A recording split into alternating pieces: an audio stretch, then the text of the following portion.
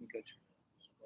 Hey everybody, and double check that Facebook's going. We're live streaming live to Facebook and YouTube. Oh, this one's going my direction. Oh yeah, flip it around. Gotta flip it. It's at the top. Nope, it's at the bottom. There you are. All right. Okay, and you want this one up a little bit more? All right, we're gonna start. We're gonna stay close to the house Wi-Fi so we can broadcast to our Wolf Camp YouTube channel, even though the quality is really low, because we're hoping that you can subscribe at youtube.com/wolfcampcollege in order for us to reach 1,000 subscribers.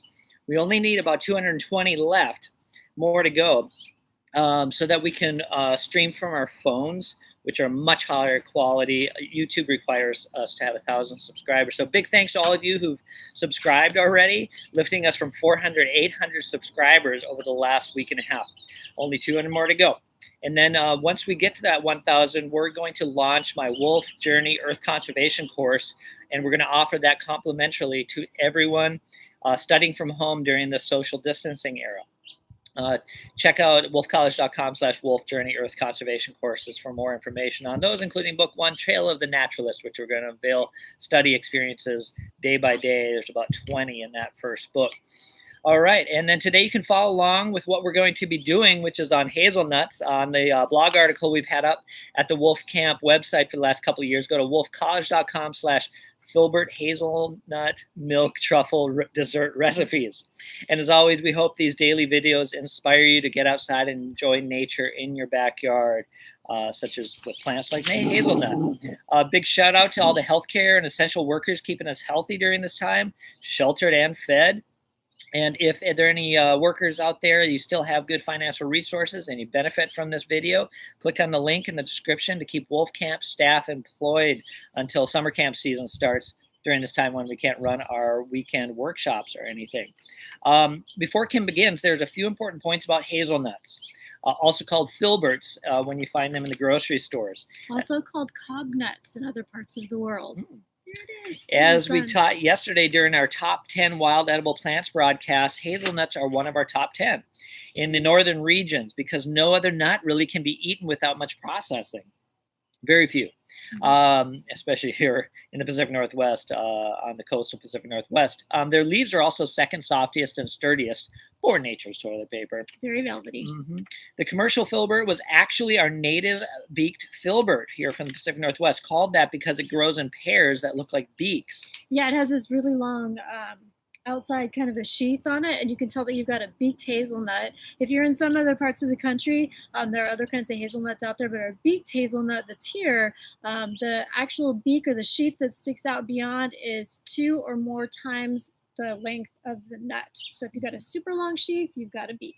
And look it up on internet. You can check out those photos. Has a really amazing life cycle, which we discussed yesterday very briefly, and in a previous early one of the day 3 or 4 on plants as well, where it here in January reproduces with tiny little flowers you can barely see. And it's cool because the male and the female flowers are on the same tree. It's wind pollinated, and it's pollinated in the wintertime. And male the actual catkins. the male catkins, right, with they're hanging down, and then they pollinate the tiny little red flower that's the female, and then the pollen stays dormant for months until summertime or early summer when it actually starts developing the nuts. Yeah, it's so cool. Such an amazing strategy. And the flowers are so small that it can freeze basically and not get damaged like bigger flowers. Very, very cool. Decade ago or more, the eastern filbert blight came into the area and damaged hazelnut farms and native hazelnuts growing all around. And Oregon State University had to cultivate a blight-resistant version of the hazelnut. And farms like our friends down the road, Jonathan Allison at Filbert Acres, had to cut down all of their legacy trees. Had no hazelnut income for 5 years before the newly planted trees just in the last couple of years finally matured enough. And these are from them, by the way. These are from filbertacres.com probably. I think so. And you can buy their nuts in the fall from the Proctor Farmers Market in Tacoma every Saturday is where they mostly sell. The hazelnuts, that is. And in a survival situation, you eat the green nuts off the trees as early summer, depending on where you live, up until your stomach starts hurting from eating too many, kind of like eating too many berries. If you want them to ripen on the tree, though, you'll have to cover them with we use sheer sheets from like curtains and things like that. Got those mostly at Goodwill, places like that. Yeah, those old lace curtains are perfect. We use those for our blueberries too. Yes, so basically, the birds don't really get those. And in the case of hazelnuts, the jays, the squirrels, all those you got to kind of protect them from in order to get them if you want them to ripen on the tree. Right. Okay, so now Kim is going to show you how to make hazelnut milk, and any milk from edible nuts basically is the same recipe pretty much, and then use leftover pulp to make a tasty truffle dessert, not to be confused with truffle mushrooms. Definitely not truffle mushrooms, and definitely an unusual truffle dessert. So these are our hazelnuts, and you can, like Chris said, you can get them when they're green. Just be aware if you want to harvest them when they're green, they do have these little teeny tiny hairs on them, kind of like the little helicopters or samaras that come off of maples. Those tiny hairs can be really irritating, so you want to be really careful if you're going to harvest those. Anyway, but the ones that we have are already ready to roll, so you can buy them in the store already shelled if you want, and when you get them, they have this thin skin on them. Now, people vary in their opinion about this little skin here as to whether or not it makes them taste more bitter or not. I don't really care. I like to leave them on there, but some people like to remove them, and that's fine if you like to do that. By the way, if anybody has any questions during this time, I'm going to monitor. I see there's 5 people on Facebook right now, and we didn't really advertise the YouTube, so I don't think there'll be anybody on there. But yeah, if you have any questions, just go ahead and post them on Facebook or wherever you are, and we'll try to answer. Anyway, so, and it's kind of interesting to learn about the difference between a flour and a meal. So you can buy hazelnut flour or meal actually in the store. Bob's Red Mill sells it. And the difference is that a meal is ground a little bit less fine than a flour is. And a meal often has the little brown sheath on the outside of it, just like these do. Here's the one that I just shelled. So you can see kind of both of them. So anyway, and you can't really process these super fine, because if you do, they're going to turn into nut butter, which is fantastic too, but not necessarily what you're going to want. So another way that you can actually shell them, and this is the way people would have done it a long time. In fact, filberts or hazelnuts have been found to be over 5,000 years. They've been cultivated or utilized by people for over 5,000 years. So they use a very varied ways of processing them, but this is a mortar and a pestle, and you can also use something like this to crack them and grind them up. But for our purposes today, we're going to talk about nut milk, which is really easy to make. I'm always hesitant to call it milk, but nut juice sounds weird. So anyway, nut milk. So what I did is I took these hazelnuts that I got at the store last night, and I put them in water and soaked them all night. Now the reason that you want to do that is to make it so that your milk is nice and creamy, and the longer you soak it like that, the creamier it's going to be. Now, if you have something at home like a cat that might dip its foot in here, you can put a little lid on it. I keep it in the refrigerator just to keep it nice and at a good temperature where nothing could possibly grow on it. Are you jumping in with that? No. Oh, okay. So anyway, there is no reason to keep your nut milk, so you just discard it. All right. And your nuts do grow in size when you soak them, because they do soak up the water. So just know that based on the size of the container that you soak them in. So to make your nut milk, generally speaking, you'll take about a cup of nuts. And so I'll just fill up my cup here. You've got some extras. There.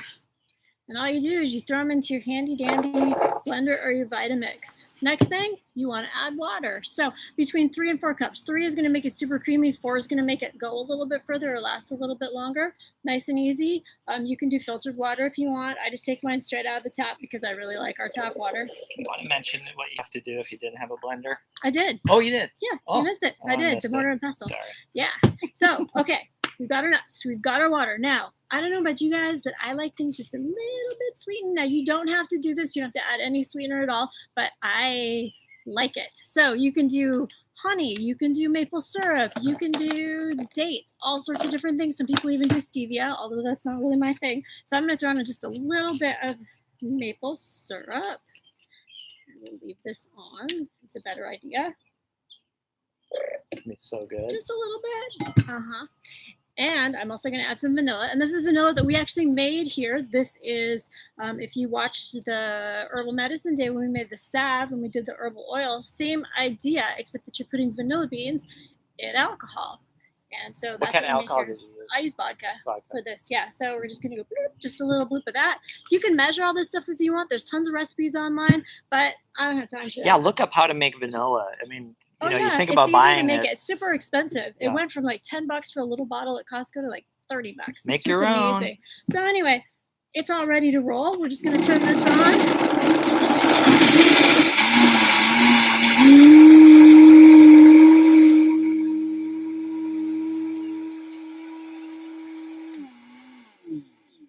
I'm gonna call that good. Now, some people say that with the hazelnuts, they prefer it without the skins on it, that it makes it a little bit more bitter. I don't mind it at all. Plus, I added that maple syrup in there, so it's really good. But there are ways that you can get the skin off. You can research that. I don't do it, so I can't say that one way is better than another. So you just blend it up like that. Now, if you're making other nut milk, so you can do it with pecans and walnuts and pistachios and all sorts of different nuts.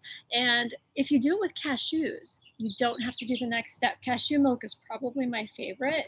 It's absolutely wonderful. So smooth and good. It's so smooth and naturally sweet. I don't even need sweetener in it.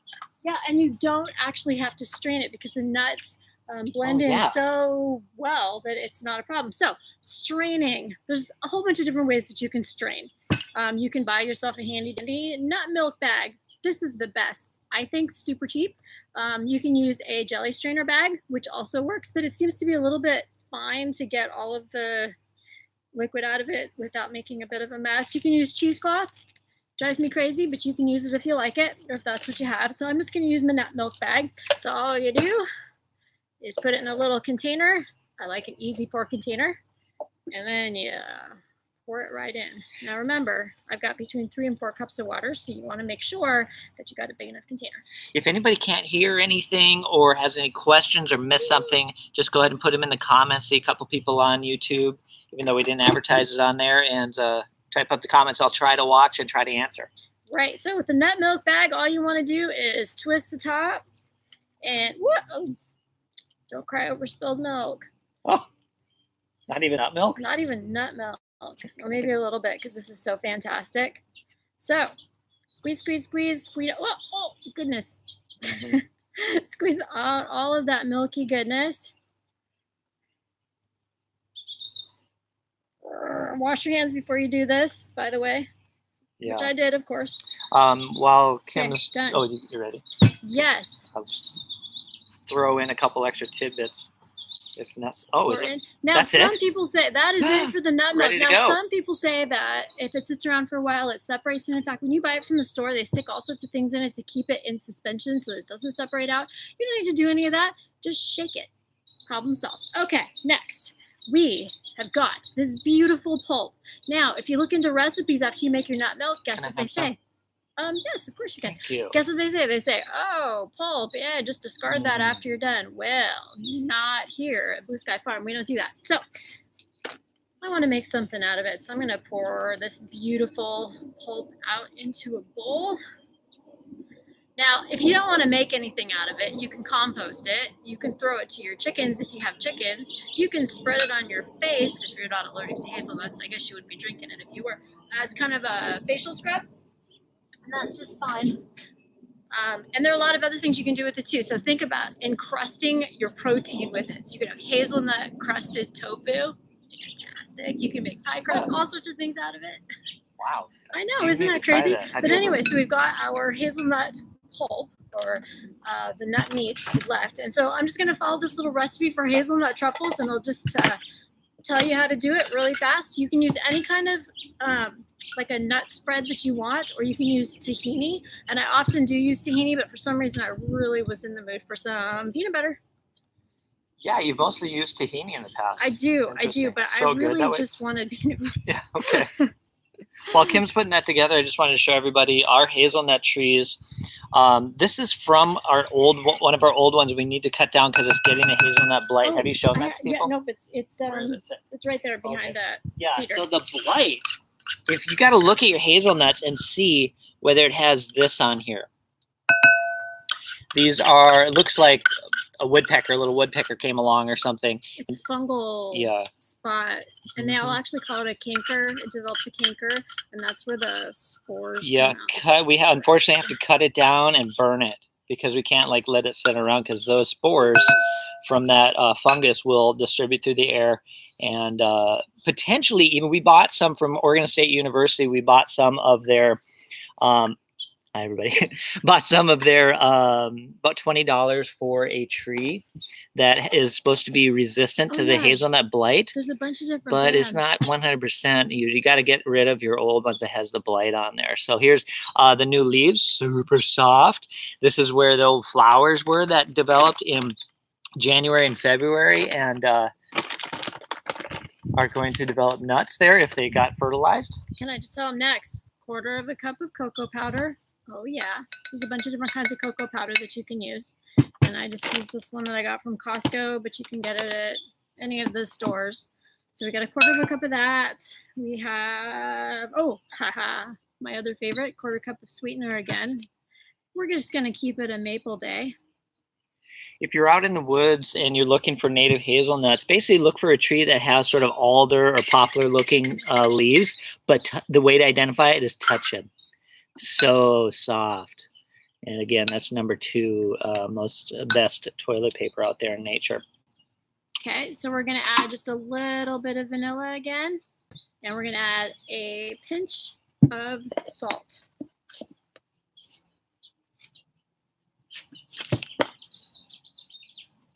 Maybe 2 pinches. There we go. All right. I'll go check and see if there are any questions. Still good. Okay, so this is a raw hazelnut truffle.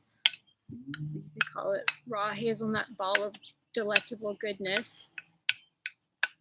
Now, if you wanted to make a flour or more of a ground up meal for it that you could use as a partial replacement for your flour in baked goods like cookies or muffins or things like that, you can, after you've got it ground up like this, you can put it in the oven on a cookie sheet and dry it out a little bit more, and then you can run it through a coffee grinder a little bit, or you can just freeze it just the way that it is and add it to your baked goods. Okay, so we've got some nice, thick, yummy, chocolatey goodness. To make it just perfect, I'm gonna pour a little bit of our cocoa powder in a bowl. And I couldn't find my shredded coconut, so we're just gonna have to make do with coconut flakes. And then you just decide how big of a truffle you want. And if for some reason your truffle material is a little bit too soft or runny, to make a really nice ball out of it, you can throw it in the refrigerator for just I don't know, half hour, and it'll, I mean, probably even less than that, and it'll solidify really nicely. And if it's not runny enough, you can add some of your hazelnut milk back into it, or you can add a little bit of water to it. So I'm just going to take this. There's a really good question on YouTube right now. Oh, there is? Okay. Yeah, the question is, where can you purchase hazelnut trees in the Olympia area? Well, no. That's as close of a city as you can get to one of the best places to purchase. Did we get ours from? We got ours from Burnt Ridge. Yeah, Burnt Ridge Nursery. It's about halfway between Olympia, Washington, and Portland, Oregon, near Chehalis area. Yep. And you can just go there. I would highly recommend visiting Burnt Ridge Nursery. Well, of course, you can't really travel around and do that right now. But anyways, just order from them. They have the best trees, chestnut trees. I mean, they're incredible. Totally organic, right? Is it all certified organic? I can't recall. Yeah. It's been a while since we've been there. Yep. So that's the best place to get them from. And oh yeah, Raintree Nursery in Rainier, Morton Washington. Or Randall. One of those. It's either Randall or Morton. Yeah, and you can order from Rainier also if Burnt Ridge is out, and Raintree, sorry, Raintree Nursery. Sure, they have a lot of trees. As far as, and then there are some local nurseries that will have them as well. So check your local nurseries. Make sure that they have the Oregon State University cultivar of the hazelnut, so that you're getting something that is that's going to be very resistant to any eastern filbert blight. Right, and the ones that we got, we have McDonald and Doris, and I can't remember the names of all of them, and they have a gene in them that was developed from another plant or another variety that was resistant, I guess. And well, I don't think it would actually take the plant out if it got it. I think that it can actually heal up after a year or two. You have to do a little bit of research, but all the information is out there. And of course, the people at the nurseries would be glad to help you. Definitely. All right, so I'm going to show you these. Don't laugh, because the shredded coconut definitely looks way better than the coconut flakes does. It's really kind of like a crumb. I don't know what to call it. It's weird looking. But anyway. Can I bring them close? Yeah, you bring them close. Great. Look at the. Oh, I just dropped one, so I'm going to have to eat it. Oh, I'm sorry. Oh. There they are. Beautiful. To the top, people. There we go. Can they see it? Oh, yeah. Okay. Now you have to try a coconut one. Oh, no problem. Yeah. Actually, you could just show them the funny coconut one. Yeah, definitely get shredded coconut. It'll look much better. But I think this will taste just fine. So anyway, this is what you can do with your hazelnuts. One of the many, many things that you can do with them. And they're really good for you. It's got good, heart, healthy fats in them and a lot of vitamins and minerals and things. And they taste really good. And of course, yeah, if you have, by the way, happen to have any kids at home, do this with them, because you've got the milk and the dessert perfect together. Exactly right. And you're not wasting anything. So definitely give it a try. It would also be a great idea for an in-home date. If you've been stuck in the home for 6 weeks with your partner, date night, you just have to get a hold of some hazelnuts somehow. Put them on order at Fred Meyer. They probably usually have them, right? They've got them. And order them. Probably 5 days. You'll be able to pick up your delivery without having to go into the store. Oh, they're great. Yeah, get a little coconut. Any sweetener or sugar, if that's all you have at home, whatever. And if you have kids, just get the kind in the shell, because you can have them crack them, and they'll have a great time doing that. It's actually something nice and hands-on, where they get to make something out of something that they worked hard to get. Yeah. Was there a different kind you made before without chocolate? No. No, you always put chocolate. I always put chocolate. Okay. All right, everybody, that's pretty much it. I mean, that's how simple it is.